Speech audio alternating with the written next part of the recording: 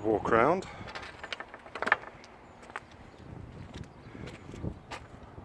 It's Quicksilver 580. Usefully, it's got a 9 horsepower spare engine. It's looking quite good.